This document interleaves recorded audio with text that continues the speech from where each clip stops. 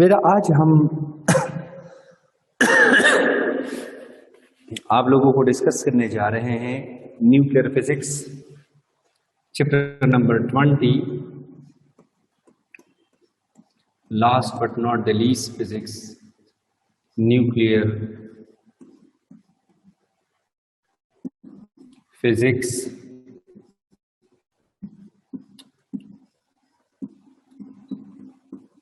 Nuclear physics is a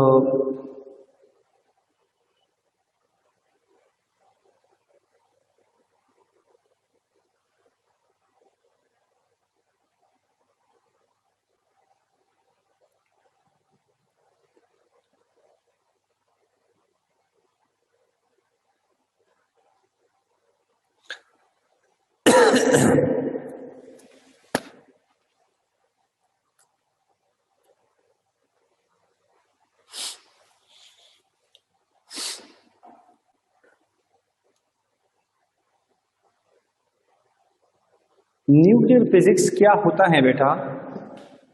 the study of nucleus, the study of nucleus is called nuclear physics.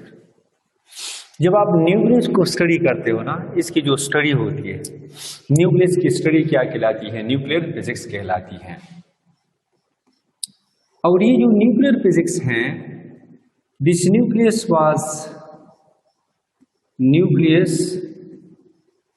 Was discovered by Rutherford,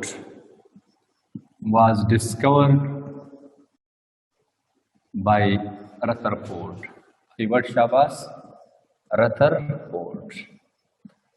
Rutherford was the discoverer of nucleus. And the constituent of nucleus have two constituent. Nucleus have two constituent.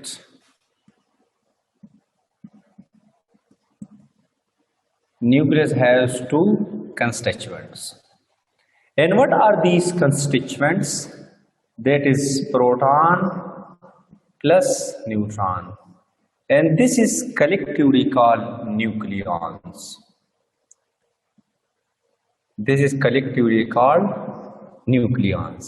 So proton plus neutron are collectively called nucleons. इसी को हम nucleons कहते हैं. And these are the constituent of nucleus. One thing that you must keep in mind, that is, a neutron is made of the three quarks, which is, we can say, up down quarks, and a proton is also made of, we can say, three quarks, that is, we can say, up down quarks. Remember one thing, that mass of the neutron is greater than mass of the proton. Electron, proton और neutron में जिसका मास सबसे ज्यादा है वो कौन सा है जनाब? वो है जनाब हमारे साथ, दैट इज न्यूट्रॉन। इसके बाद हमारे साथ एक चीज होती है जिसको हम कहते हैं representation of nucleus. Representation of nucleus. किसी न्यूक्लियस को हम किस तरह रिप्रेजेंट करते हैं? तो किसी भी न्यूक्लियस को रिप्रेजेंट करने के लिए हम एक्स का सहारा लेते हैं, और जहां पे होते हैं जेड, एंड साथ में क्या होता है? A, Z X A. This is the representation, where Z is atomic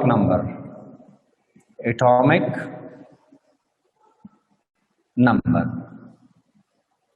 and A is mass number और इस एटॉमिक नंबर को हम कहते हैं चार्ज नंबर। कौन सा नंबर? Charge number. इसी ही को हम कहते हैं चार्ज नंबर या इसी ही को हम कहते हैं एटॉमिक नंबर। और ए से मुराद है क्या शाबाश? That is equal to we can say mass number. ये मेरे साथ मास नंबर है। अब याद रखो चार्ज नंबर हमारे साथ बराबर होता है number of proton only, number of proton present in the nucleus, that is called charge number. तो Z is nothing but we can say P, जितने प्रोटॉन तादाद में है, और A is the mass we can say proton plus neutron. So proton plus neutron is called we can say mass.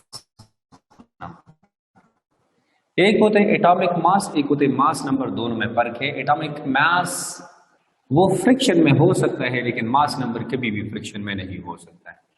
और इस proton की जगह हम Z लगाते हैं तो Z plus N is equal to what शाबाश? That is equal to mass number.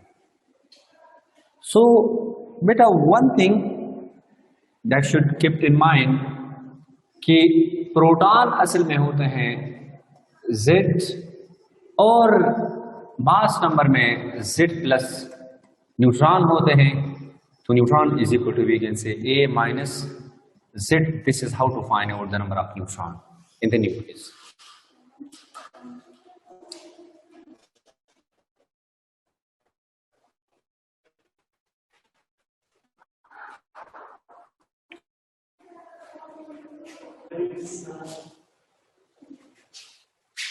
दूसरा के दे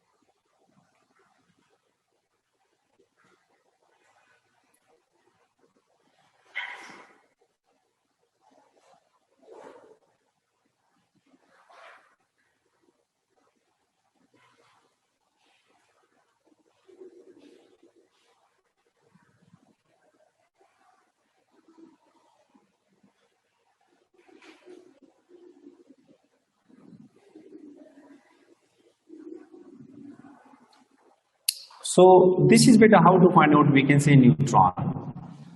Like for example, uranium 92 and 235. कोई बंदा पूछते हैं इसमें कितने न्यूट्रॉन हैं? सो न्यूट्रॉन का फॉर्मूला क्या बनेगा? That is equal to we can say A minus Z. How much is the A? Mass number is 235 minus we can say क्या शाबाश 92, तो यहां से बनेगा 143 बनेगा ना, यहां से आएगा 3, यहां से आएगा 13, yes 143 is the neutron in uranium 235। Similarly uranium 238 में इसके आइसोटोप्स होते हैं, एक 92 है, एक 35 है, एक 38 है। सो यहां से नंबर ऑफ न्यूट्रॉन कैसे मालूम करेंगे शाबाश? That is A minus Z and A is we can say 238 and Z is we can say 92. So in this regard we will have 146 neutron. So this is how to find out we can say the number of neutron. We have started about the nuclear physics. So in nuclear physics, the study of nucleus is called nuclear physics, and nucleus was discovered by the Rutherford. And nucleus has two constituents. One is the proton and the other one is neutron. And these are collectively called nucleons. Neutron is made of the three quarks, which is up, down, down quarks. And proton is, up, down, down, and this is up, up, down quark. Proton is also made from the three quarks, that is up, down, down, up and down quarks. So इसमें एक up है, दो down है, इसमें दो up है, एक down है. Usually mass of the neutron greater than क्या होता है? mass of proton होता है. और किसी भी रिप्रेजेंटेशन के लिए न्यूक्लियस को हम रिप्रेजेंट ऐसे करते हैं कि ये किसी एलिमेंट का न्यूक्लियस होगा. This is Z, which is atomic number और charge number, and A is the mass number. और charge number is nothing but the number of proton only, not the number of proton और electron.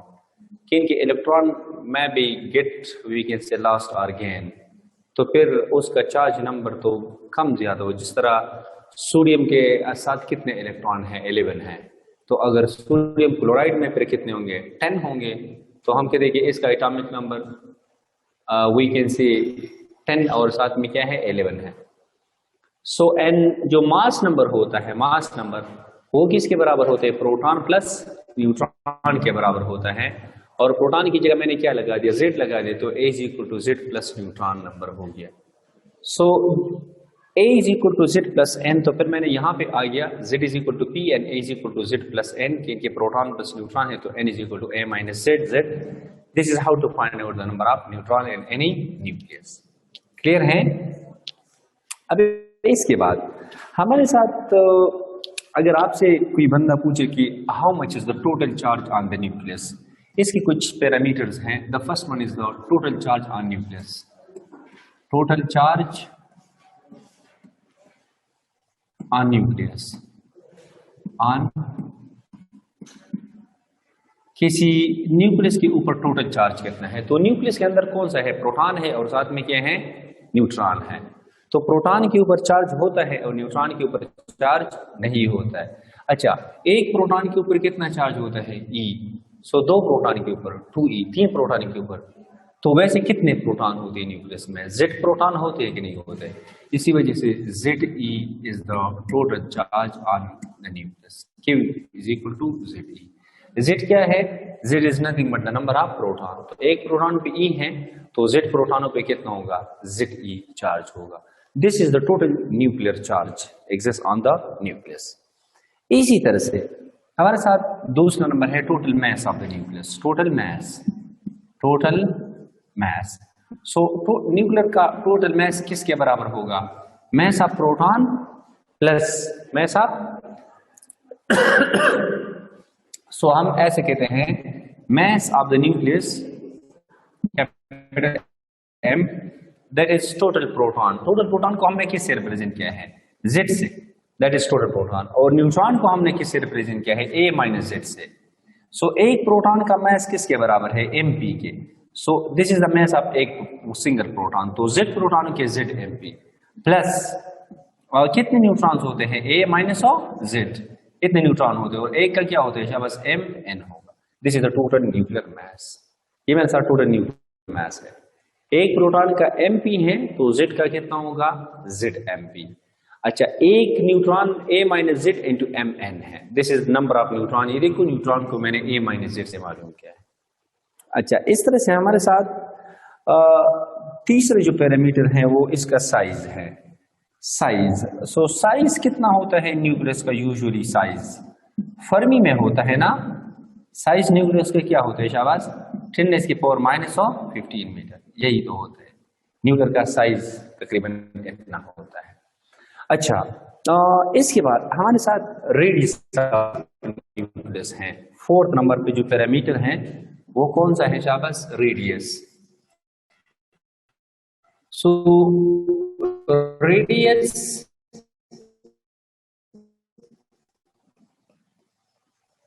Of nucleus, हर एक nucleus का जिसका mass we can say A and whole power 1/3. ये बहुत important formula है. और R0 हमारे साथ एक कांस्टेंट है. R0 की वैल्यू होती है R not is equal to 1.1 into 10⁻⁻15 metre. ये इसकी वैल्यू होती है। क्लियर है? अच्छा, अब यहां से एक इंतहाई इंपॉर्टेंट रिलेशन निकल जाता है कि R is directly proportional to क्या होता है शाबाश, ए पावर क्या होते हैं 1/3। ए पावर क्या होते हैं शाबाश 1/3। So for example we can say, हमारे साथ जो टेस्टों में अक्सर आते हैं उससे यहां से ऐसे क्वेश्चन आते हैं, R1 divide by we can say R2 will be equal to what शाबाश A1 divide by A2 and whole power we can say 1/3। सो अक्सर आपको दो एलिमेंट्स गिवन होते हैं जिसका मैस नंबर आपको गिवन होते हैं, उस न्यूक्लियस के मैस नंबर गिवन होता है। सो आपसे ये पूछा जाएगा कि what is the ratio of their we can see nucleus, the ratio of what शाबाश देयर न्यूक्लियस। जिस तरह हमारे साथ यूजुअली क्या होता है, यूजुअली अगर आप देखिए, एक हमारे साथ मुझसे तो खैर भूल गया है, एक हमारे साथ एल्यूमिनियम है और एक हमारे साथ है आयरन है। मेरे ख्याल में आयरन का मैच नंबर क्या है? हाँ नहीं, वो तो एटॉमिक नंबर नहीं है इसका, एक का 27 है। सो इस तरह है कि हमारे साथ एक का 125 है और एक का वो कहते इस तरह के रैश गिवन थे और एक का है 27। क्लियर है ना? तो और इसका जरा आप इसका यूकेजी शाबाश मालूम करें तो क्या बनेगा। आयरन का कितना बनता है 125 को हम ऐसे लिखते हैं 5 की पावर 3 और इसको हम कैसे लिखते हैं 3 पावर 3। सो यहाँ पे क्या बनेगा शाबाश 1/3। सो यहाँ से कैंसिल होकर यहाँ से भी कैंसिल, तो क्या बनेगा इसके रेशो रिडाई के रेशो क्या बनेगा 5:3 बन जाए। इस तरह अक्सर क्वेश्चन आते हैं, शायद अभी मुझसे थोड़ा सा भूल गया है लेकिन इसमें हमारे साथ, बल्कि चलो मैं देखता हूँ शायद मेरे साथ कोई क्वेश्चन हो।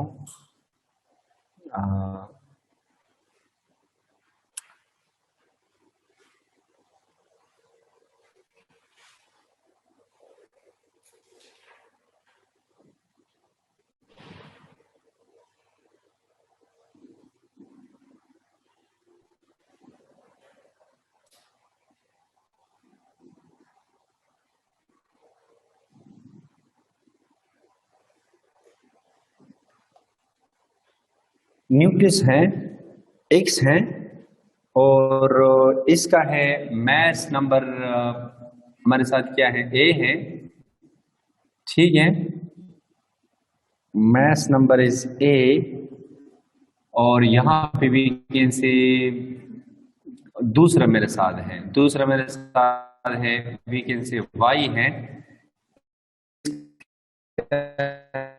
हमारे साथ 27 कितना है। सो कहते हैं कि इसके बीच में रेशो कितनी है, वो 3:5 के बराबर है। इसकी रेडियाई के रेशो मतलब Rx बाई Ry किसके बराबर है शाबाश, दैट इज 3:5 है। कहते कि इस न्यूक्लियस में कितने न्यूट्रॉन है, इस न्यूक्लियस में कितने न्यूट्रॉन हैं। So that is equal we can say, और ये मेरे साथ है 52, ये क्या है 52 है। अच्छा, तो फिर हम इस तरीक़ेकार को अप्लाई कर सकते हैं, इस वाले को, इस फार्मूले को हम यहाँ पे अप्लाई कर सकते हैं शाबाश। रेशो इसकी कितनी है 3:5 है। सो इस Rx और Ry की जगह हम ऐसे लगा सकते 3/5, यहाँ से हम क्या लगाएंगे a इसका क्या है वो तो हम मालूम करेंगे 1/3, इसका होगा 1/3 और इसका कितना है शाबाश, इसका y है, तो ये क्या बनेगा 3 की पावर 3 और इसके ऊपर भी हम 1/3 लेंगे, तो ये इसके साथ क्या हो जाएगा कैंसिल हो जाएगा। यस, और ये इधर आ जाएगा। सो ये क्या बनेगा 9 divide by 5 is equal we can say a की पावर 1/3। सो अब दोनों साइड पर तुमने 3 को पावर लेना है इसका, तो यहाँ पे भी हम 3 पावर लेंगे और यहाँ पे भी इज ए होल हम क्या लेंगे 3 पावर लेंगे, तो यहाँ से ये कैंसिल हो जाएगा। 9/5 से कोई भी चीज आ जाएगा, इसका पावर आ जाएगा a, तो यहाँ से आपके साथ a आ गया। अब न्यूट्रॉन को हम कैसे मालूम करेंगे, न्यूट्रॉन क्या होता है a माइनस ओ z होता है, तो यहाँ से आपके साथ a आ गया, z तो आपके साथ है 52, इसे 1 पे करो तो यहाँ से आपके साथ न्यूट्रॉन आ जाएगा। ये तो एक जनरल मैंने आपको दिया ना कि मेरे साथ तो है एक का मेरे साथ यहाँ पे में 3 है या कुछ भी है, ये इसका चार्ज नंबर है, ये इसका मैस नंबर है, और दूसरा मेरे साथ एक न्यूक्लियस है जिसके मैस नंबर का हमें पता नहीं है और इसके चार्ज नंबर का हमें पता है। सो इसमें नंबर ऑफ न्यूट्रॉन्स मालूम करने हैं क्या, तो न्यूट्रॉन तब हम मालूम करेंगे जब तक हमें इसके मैस नंबर का पता चल जाए। और मैस नंबर हमें पता है कि हमारे साथ R1/R2 किसके बराबर होते हैं शाबाश, दैट इज वी कैन से A1 डिवाइड बाई A2 और होल पावर क्या लेना है 1/3 लेना है। तो R1/R2 मुझे गिवन है कि वो 3/5 है, तो फिर मैंने A2 की जगह, A2 तो यहाँ पे होगा मेरे साथ 27 है, वो मैंने ले लिया, इसको मैंने कटिंग कुटी यहाँ से मैंने A निकाल दिया और A फिर मेरे साथ N = A-Z होता है। You should must keep in mind कि आपको ये फार्मूले पे आप बहुत सारे MCQs कर सकते हो, जहां से फॉर एग्जाम्पल आपको 2 रेडियाई गिवन होते हैं, 2 रेडियस गिवन होते हैं। जिस तरह फॉर एग्जाम्पल मैं एक और ट्राई करना चाहता हूँ, सल्फर का कितना है, सल्फर को हम किससे रिप्रेजेंट करते हैं, इससे रिप्रेजेंट करते हैं। तो आपको याद है सल्फर का कितना है, 32 नहीं होता है, 64 है, मास नंबर इसका 64 है, और यहाँ पे कितना है 32 है। और हीलियम का कितना होता है, हीलियम का 2 और 4 होता है। तो इसमें आप जरा इसकी R sulphur divide by R helium मालूम करें शाबाश, इसके बीच में जो रेडियाई है इसके, तो इसका कितना बनेगा 64 डिवाइड बाई क्या बनेगा 4, और यहाँ पे होल पावर क्या है 1/3, तो यहाँ से क्या बनेगा 16 बनेगा कि नहीं बनेगा। तो यहाँ पे हमारे साथ आ गया 16 की पावर। 16 को हम किस तरह लिख सकते हैं, 16 को हम ऐसे लिख सकते हैं ना, 2 into we can say 8 whole power we can say 1/3, ऐसे लिख सकते हैं ना। अच्छा, अब 8 को हम अकेले किस तरह लिख सकते हैं, 2 into we can say क्या बनेगा शाबाश, 2 पावर क्या बनेगा 3 बनेगा कि नहीं बनेगा। सो यहाँ पे we can say क्या आएगा, ये एक इसके साथ कैंसिल हो जाएगा, तो मेरे साथ क्या बनेगा 2 into we can say 2 power 1/3 बन जाएगा, ये इसके बीच में रेशो। वो एग्जैक्ट पीरियोडिक टेबल अगर सामने हो ना, तो इसमें हम फिर ऐसे एलिमेंट उठाते हैं जो एक दूसरे के साथ पूरा का पूरा कैंसिल हो जाता है। लेकिन आप याद रखो कि मेरे साथ तो मैच नंबर और इसके बीच में ये रिलेशंस होता है। इस तरह से बेटा हमारे साथ एक और चीज होता है जिसको हम कहते हैं डेंसिटी, जिसको हम क्या कहते हैं density of nucleus. So density क्या होती है, मास पर यूनिट क्या होता है शाबाश, वॉल्यूम। तो मास आपने किसका लगाना है, न्यूक्लियस का मास, न्यूक्लियस का आपने क्या लगाना है, मास लगाना है। तो न्यूक्लियस का मास यू नो वेरी वेल कि मास ऑफ प्रोटॉन प्लस कोई भी होगा, ये आपने न्यूक्लियस का मास लगाना है। लेकिन इसका वॉल्यूम किसके बराबर है, 4/3 5 और साथ में क्या है R3। क्लियर है ना। सो जब इसका R3 है तो R इसका तो बहुत कम होता है 10⁻⁻15, ये ऊपर जाकर बहुत ही ज्यादा हो जाएगा। Enhance density of the nucleus हमारे साथ किसके बराबर है, ये मैंने कैलकुलेट किया है, दैट इज 3 × 10⁻³ × 17 kg/m³ है। कायनात में सबसे ज्यादा डेंसिटी इसी ही चीज की है, न्यूक्लियस की है, जिसका साइज इंतहाई कम है लेकिन इसकी डेंसिटी बहुत ही क्या है शाबाश वी कैन से ज्यादा है। डेंसिटी न्यूक्लियस की एक इंतहाई कम स्पेस में बहुत ही ज्यादा मास को हमने कंसंट्रेट किया है। तो ये डेंसिटी बहुत ज्यादा है, जब देखो ना करोड़ों में बिलियन में आता है, 1 बिलियन 10⁻⁹ होते हैं, तो इतने ज्यादा किलोग्राम। जमीन की डेंसिटी कितनी होती है, जमीन की डेंसिटी होती है 5000। चलो शुक्र है, जमीन की डेंसिटी कितनी होती है 5.5 × 10 मतलब 5500 kg/m³। This is the density of earth. इसका मतलब क्या आप वी कैन से इसको जरा देखो ना, कंपेयर करो कितनी ज्यादा है, सो मेनी टाइम ज्यादा है अर्थ की density. This is we can say, तो ये न्यूक्लियर पैरामीटर थी कि आपको पता हो कि मतलब न्यूक्लियर का डेंसिटी क्या होता है। इस चीज को आपने रट्टे के लिए याद रखते हैं, बस ऐसे और चीजें होती है जहां पे तुमने इसके ऊपर रट्टा लगाने। जिस तरह हमारे साथ परपेशन कितने न्यूट्रॉन पैदा होते हैं, 2 to 3 न्यूट्रॉन पैदा होते हैं परपेशन। जब एक न्यूक्लियस डिसइंटीग्रेट होता है तो 2 से लेकर 3 न्यूट्रॉन हमारे साथ पैदा होते हैं। तो इसमें ज्यादा चीजें आपने मेमोराइज करने हैं, जहन में बैठानी है, और बहुत सी चीजें होंगी जो आपको मैं आगे जाकर बताऊंगा। अब इसके बाद हमारे साथ एक कंसेप्ट होता है जिसको हम कहते हैं आइसोटोप्स एंड आइसोबार। तो वो आप you know very well, isotopes में सिर्फ एक ही बात इंपॉर्टेंट है, isotopes, iso mean same, topes mean जगह, इसको हम उर्दू में हम जा कहते थे, एक ही जगह के।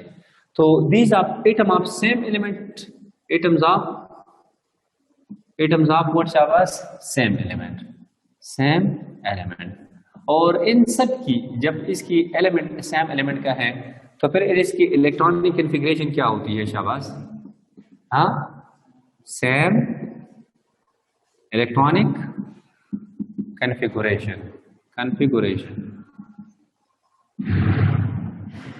Same electronic configuration.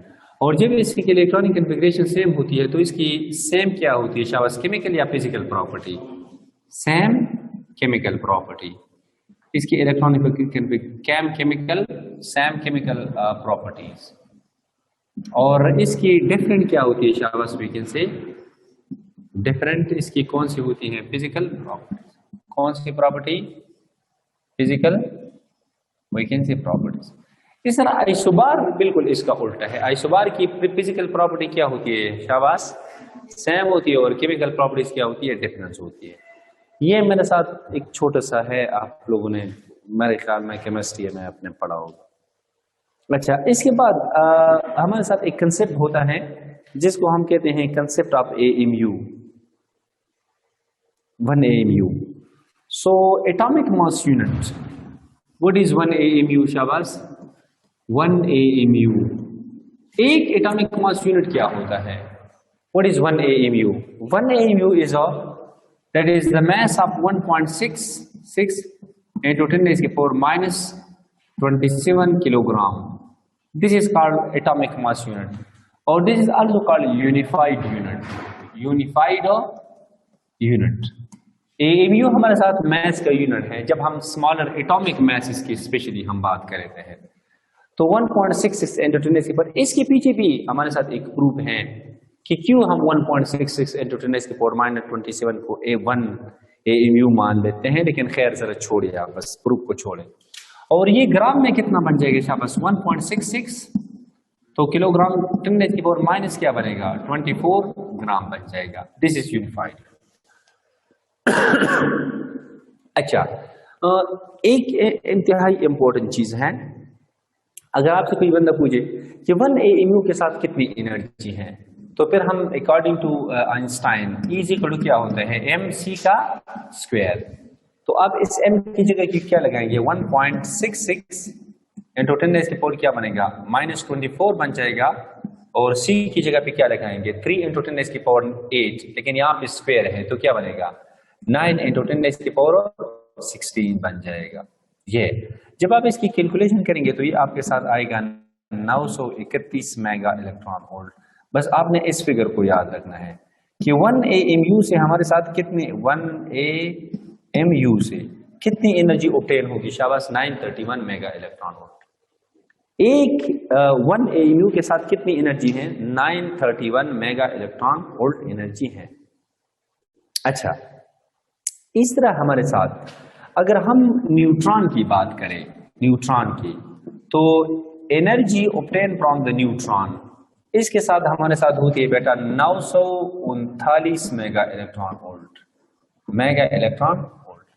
This is, एक न्यूट्रॉन से हमारे साथ इतनी एनर्जी आती है, और एक प्रोटॉन से हमारे साथ कितनी एनर्जी आती है शाबाश, ये हमारी किताब में है 938 mega electron volt, mega electron, ये मेरे साथ एक प्रोटॉन से आती है। और इलेक्ट्रॉन से कितनी आती है energy obtain from the electron, so कितनी होती है, 0511 mega electron volt. This is the energy from the electron. Electron का भी मास है, तो सबसे ज्यादा एनर्जी किससे हम ऑब्टेन करते हैं शाबाश, that is we can say from the neutron. So इन चीजों को आपने मेमोराइज करना है। एनर्जी 1 AMU के साथ कितनी एनर्जी होती है, 931 मेगा इलेक्ट्रॉन वोल्ट, अक्सर टेस्टों में इस तरह आते हैं। एंड प्रोटॉन न्यूट्रॉन के साथ 939, और प्रोटॉन के साथ 938, और इलेक्ट्रॉन के साथ 0.511 मेगा इलेक्ट्रॉन। मैंने पहले बता दिया ना कि बात चीज़ें को आप लोगों ने मेमोराइज करने के बजाय इसके कि आप इसके पीछे लग जाएंगे कि E = mc स्क्वायर। जिस तरह मैंने यहाँ पे AMU में पुटिंग किया, इस तरह आप मास ऑफ न्यूट्रॉन लगा ले, मास ऑफ प्रोटॉन लगा ले, मास ऑफ इलेक्ट्रॉन लगा। तो मेरे ख्याल में ये तो बहुत आसान होगा, 931, 939, 938 एंड 0.511 मेगा इलेक्ट्रॉन। ये हमारे साथ एनर्जी है, हम जिससे हम उसको ऑपरेट कर सकते हैं। फिर हमारे साथ एक इंतहाई इंपॉर्टेंट कंसेप्ट एराइज होता है। साइंटिस्टों ने जब मैस ऑफ न्यूक्लियस को मालूम किया, तो प्रैक्टिकली उन्होंने जब न्यूक्लियस का जो मैस है, ये न्यूक्लियस है, इसका जब मैस उन्होंने मालूम किया, तो उसको एक इंतहाई इंपॉर्टेंट कंसेप्ट समझ आ गया। और वो कंसेप्ट क्या था? वो स्टेबिलिटी ऑफ न्यूक्लियस थी, कि न्यूक्लियस क्यों स्टेबल है। वैसे अगर आप देखें ना ये न्यूक्लियस को, अगर आप देखें तो यहाँ पे प्रोटॉन है और यहाँ पे फॉर एग्जांपल और भी प्रोटॉन है। क्लियर है? ये मेरे साथ प्रोटॉन है। अच्छा, एक और आप मुझे एक बात बताइए ना, ये हमारे साथ सिंपल प्रोटियम है ना, प्रोटियम। सो इसमें न्यूट्रॉन मालूम करने का क्या तरीक़ाकार है? n इज इक्वल टू क्या होता है? a minus of z। तो यहाँ पे न्यूट्रॉन कितने होते हैं? शाबाश, 0। सो सिंपल प्रोटियम में कोई न्यूट्रॉन नहीं है। इसका मतलब कि हमारे साथ we have nucleus where there is no neutron. So nucleus without neutron possible है? Yes, neutron without neutron possible है, and that is simple protium. हमारे साथ एक ऐसा न्यूक्लियस है जिसके अंदर कोई न्यूट्रॉन नहीं है। अच्छा बेटा, जरा रेज यूर हैंड, आप तो मुझसे भूल गए हैं, क्लास आप लोगों की है। और so okay, so we can say कि हमारे साथ क्या होता है? हमारे साथ ये होता है कि ये प्रोटॉन है। अब ये proton according to Coulomb law, similar charges will repel each other and opposite charges will attract each other. So जब हमने इन दो प्रोटॉन के बीच में हमने फोर्स मालूम किया, हम इस फॉर्मूले से K E divide by we can say R का स्क्वायर, एक प्रोटॉन का और दो प्रोटॉन तस्वर करें तो एक पे चार्ज ई है, दूसरे पे भी चार्ज क्या है? ई है। और इसको मैक्सिमम फासले पे तस्वर करें, मैं एक प्रोटॉन यहाँ तस्वर करें, एक यहाँ, तो मेरे ख्याल में रेडियस 10⁻⁻15 होता है। 2 के साथ आप मल्टीप्लाई करो यार, जो रेडियस है आप इधर से मालूम कर सकते हो। सो यहाँ पे मैंने इसको जब कैलकुलेट कर दिया, मैंने यहाँ पे एक स्पेसिफिक वैल्यू निकाली है। बिल्कुल यहाँ पे मेरे साथ कुछ वैल्यू आए हैं 1.6 × 10⁻⁻19 कूलम। अगर आप यहाँ पे कर ले, ये बनेगा के ई का square divide by we can say R square. ये मेरे साथ इलेक्ट्रोस्टैटिक फोर्स है इन दो चार्जेस के बीच में, दो प्रोटॉन के बीच। इसके बीच में एक और फोर्स एग्जिस्ट करता है जिसको हम कहते हैं ग्रेविटेशनल फोर्स। कौन सा फोर्स कहते हैं? शाबाश, ग्रेविटी। और इसको हम कहते हैं इलेक्ट्रोस्टैटिक, ई और जी। और ये जो ग्रेविटेशनल फोर्स है, इसका फॉर्मूला क्या होते हैं? G mass of proton m1 m2 divide by क्या होते हैं? आर का स्क्वायर। क्लियर है? सो जब यहां से आप फोर्स निकालेंगे और यहां से मालूम करेंगे और फिर आप एक को दूसरे के ऊपर तकसीम करेंगे, so you will get very interesting result and that will be equal to, we can say बेटा, यहाँ पे मैंने इसको कैलकुलेट किया है हमारे साथ बेटा, एफ जी, या हम ऐसे लिखते हैं चले, that is F E electrostatic force divided by we can say gravitational force, वो बराबर होता है 10⁻⁻⁻ वी कैन से +36 होता है। अब इससे आप अंदाजा लगाएं कि इलेक्ट्रोस्टैटिक फोर्स कितना टाइम ज्यादा है? शाबाश, 10⁻36 times greater than the gravitational force. यहां पे एक इंतहाई इंपॉर्टेंट कंसेप्ट साइंटिस्टों के जहन में आना स्टार्ट हो गया। ये जो इलेक्ट्रोस्टैटिक फोर्स है, इसी वक्त ये सिमिलर चार्जेस के बीच में है, तो यहाँ पे क्या होगा? रिपल्जन होगा। और ये ग्रेविटेशनल फोर्स, ये तो ऑलवेज अट्रैक्शन, इलेक्ट्रोस्टैटिक फोर्स में भी अट्रैक्शन में भी repulsion, depend upon the nature of the charges, but here the charges nature are similar, so they will repel each other. This means repulsion is 10⁻36 times greater than the attraction.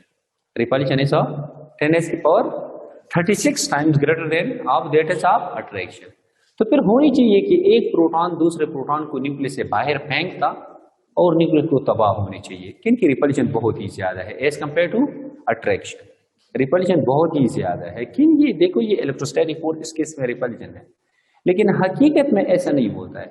हकीकत में कोई भी nucleus तबाह destroy नहीं होता है। तो साइंटिस्टों ने उनसे जब ये चीज उसने देख लिया, उन्हें क्या किया, there is something fishy fishy, nucleus के अंदर कुछ तो है जो न्यूक्लियस क्यों स्टेबल है, वाई न्यूक्लियस इज स्टेबल। ये उस जमाने का सबसे इंपॉर्टेंट क्वेश्चन था, why nucleus is stable. Although जरा देखो ना, सब कुछ आपके सामने है। Repulsion is much more greater than we can say what शाबाश अट्रैक्शन, लेकिन स्टिल न्यूक्लियस हमारे साथ क्या है, स्टेबल है। So we usually माशिक है ना। So we can say what is the we can say stability behind the nucleus। Nucleus के पीछे हमारे साथ कौन सी, इसके पीछे कौन सा फोर्स है, न्यूक्लियस क्यों स्टेबल है, व्हाई न्यूक्लियस इज स्टेबल। फिर उन्होंने एक चीज पर काम स्टार्ट किया, उन्होंने कहा कि चलो हम न्यूक्लियस का मास मालूम करते हैं। फॉर एग्जाम्पल अगर हम ऐसा करें ना, हम एक हीलियम का न्यूक्लियस तस्वर करें, हीलियम में जिसमें दो प्रोटॉन्स होते हैं और दो क्या होते हैं, न्यूट्रॉन। तो साइंटिस्टों ने कैलकुलेटर को उठा लिया, साइंटिस्टों ने मोबाइल को उठा लिया और इसमें वो हाथ पाँव मार रहे थे।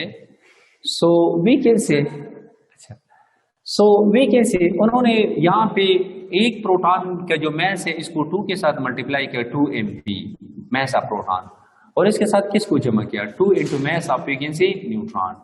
तो मेरे ख्याल में उन्होंने जल्दी जल्दी इसको कैलकुलेट किया। ये तो मेरे ख्याल में बड़ा आसान काम, आप खुद भी कैलकुलेट कर सकते हैं कि कितना होगा। लेकिन जब उसने इस पूरे न्यूक्लियस को तराजू के अंदर डाल दिया, जब इसके अंदर तराजू के अंदर डाल दिया ना, तो यहाँ पे जो वो सोच रहे थे, ये जो थ्योरेटिकल मैथ्स है और प्रैक्टिकल मैथ्स मैच नहीं कर रहे थे, उन्हें कहा कि यार सब कुछ गड़बड़ यहाँ पे है, होनी चाहिए कि जो कुछ इसके अंदर है वो तो इसके साथ प्रैक्टिकल मैथ्स और थ्योरेटिकल मैथ्स क्या करे, शाबाश वी कैन से मैच करे। लेकिन जितना उसने फॉर्मूले से निकाल लिया था प्रैक्टिकली उतना मैथ्स नहीं आ रहा था, उससे थोड़ा सा क्या आ रहा था, कम आ रहा था। उसने कहा कि मैथ्स की चोरी हो गई है, मैथ्स की चोरी हो गई है, मैथ्स में कमी आ रही है, और कमी को अंग्रेज लोग कहते हैं डिफेक्ट। तो इसी वजह से उन्होंने एक नया चीज ने जन्म लिया, उन्होंने कहा यार हर एक न्यूक्लियस से क्या होगा, मैथ्स का चोरी हो गया है, और उन्होंने फिर एक कंसेप्ट बना दिया जिसको हम कहते हैं मैथ्स डिफेक्ट, जिसको हम क्या कहते हैं कि हमेशा के लिए मैथ्स से किसी ने चोरी की होगी। कौन से मैथ्स से, न्यूक्लियर मैथ्स ने। और ऐसे क्यों, वो यहाँ पे सब कुछ जाती है। अगर मैथ्स से चोरी ना की हो गई होती है, मतलब मैथ्स डिफेक्ट ना होता, तो फिर मैथ्स एनर्जी में कन्वर्ट ना होता तो फिर हमारे साथ न्यूक्लियस पर स्टेबल ना होता, जिसको हम बाइंडिंग एनर्जी पर हम कहते हैं। ये बाइंडिंग एनर्जी के पीछे असल में मैथ्स डिफेक्ट का हाथ है। सो जितना कमियत में ज्यादा कमी आई है, उतना ज्यादा फॉर्मेशन के दौरान, न्यूक्लियस के फॉर्मेशन के दौरान ज्यादा मैथ्स किस में कन्वर्ट हो गया है, एनर्जी में। तो अभी इसको ब्रेक अप के लिए, इसकी ब्रेकिंग के लिए क्या चाहिए, ज्यादा एनर्जी चाहिए, तो इतना वो मोर स्टेबल है। इसके मतलब कि जितना मैथ्स में कमी ज्यादा आई होगी उतना इसके लिए बाइंडिंग एनर्जी भी ज्यादा चाहिए। अच्छा, जितना मैथ्स में ज्यादा कमी आई है उतना वो क्या होगा, मोर स्टेबल होगा वो न्यूक्लियस।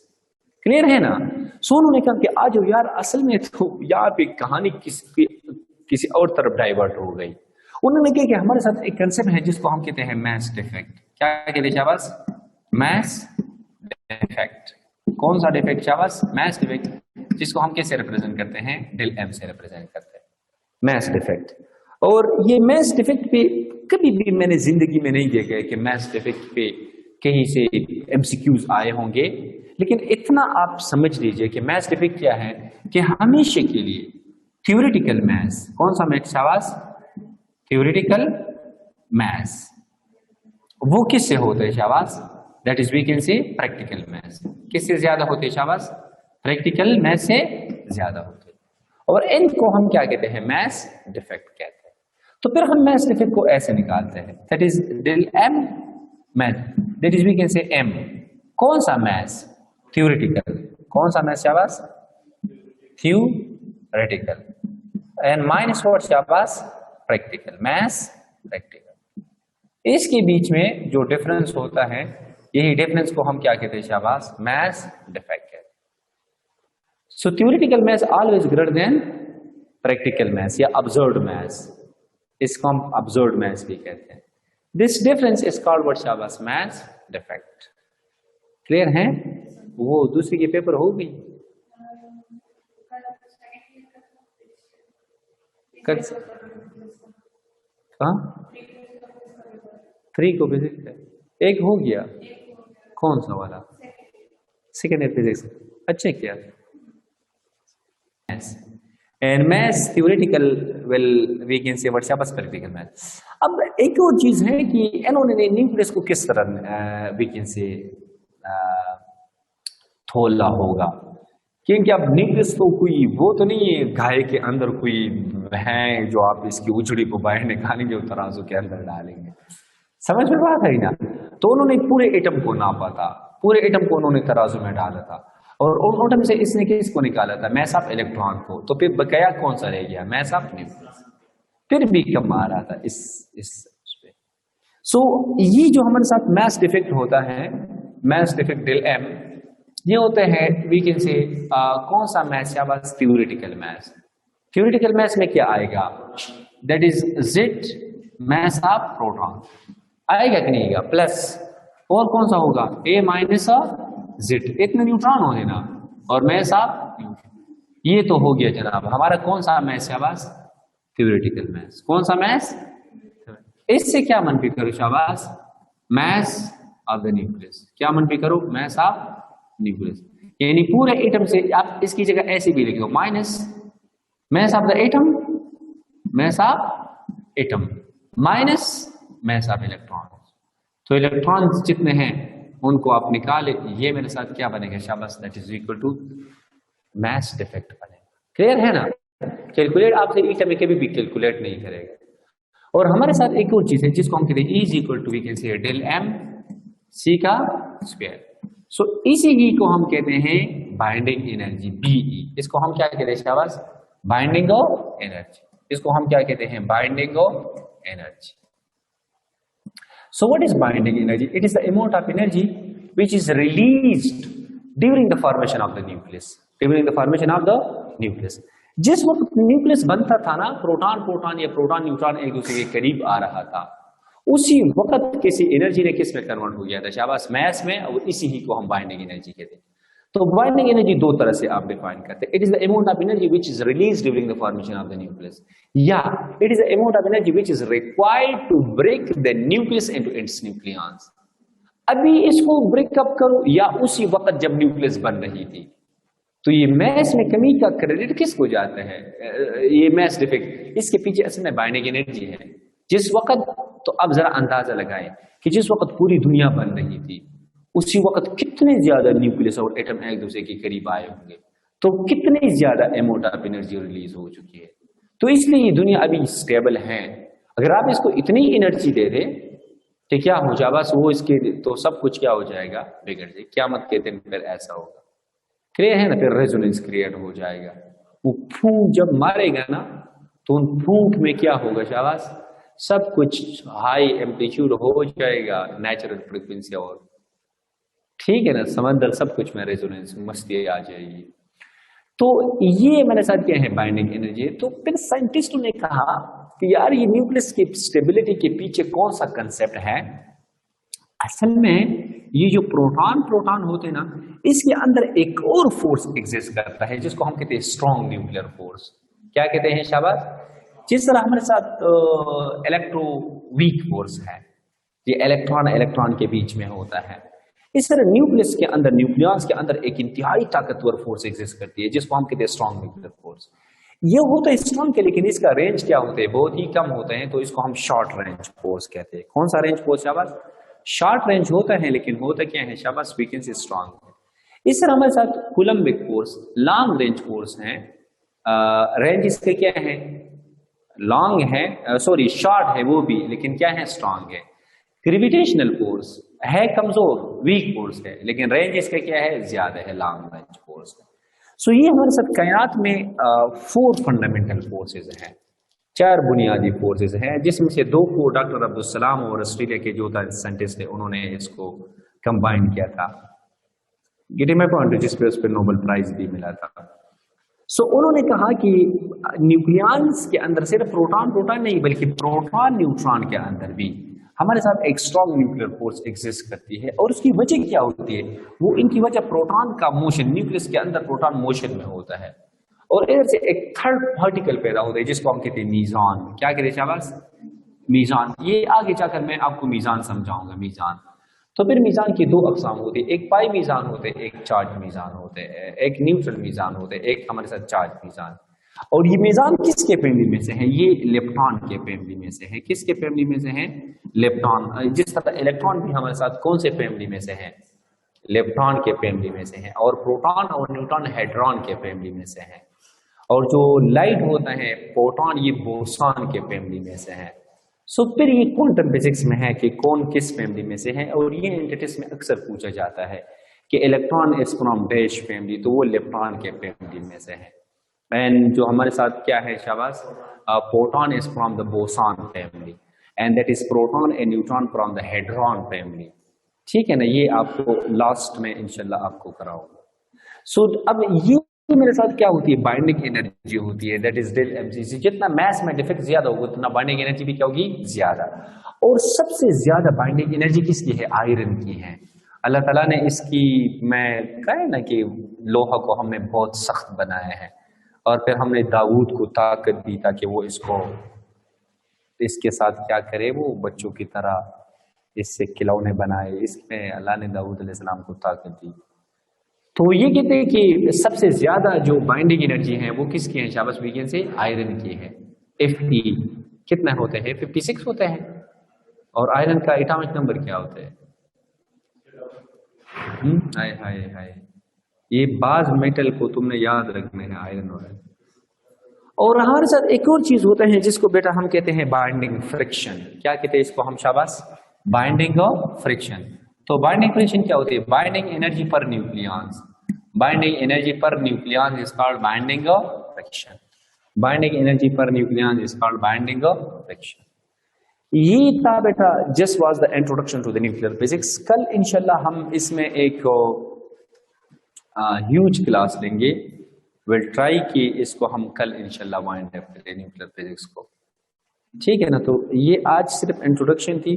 फिर इसमें जो इम्पोर्टेंट चीज़ें आती है वो हमारे साथ हैं, हाफ लाइफ्स के बारे में आते हैं क्वेश्चन यहाँ पे, हाफ लाइफ्स के बारे में आते हैं। और हमारे साथ मुख्तलिफ किस्म के इंटरेक्शन है, अल्फा बीटा गामा का रेडिएशन है। इसके आपको मैं 2-3 फार्मूले बताऊंगा। बाकी इसे 2 MCQs आएंगे, तो एक MCQs तो अक्सर वो इन फैमिली में से उठाते हैं कि कौन किस फैमिली में से है।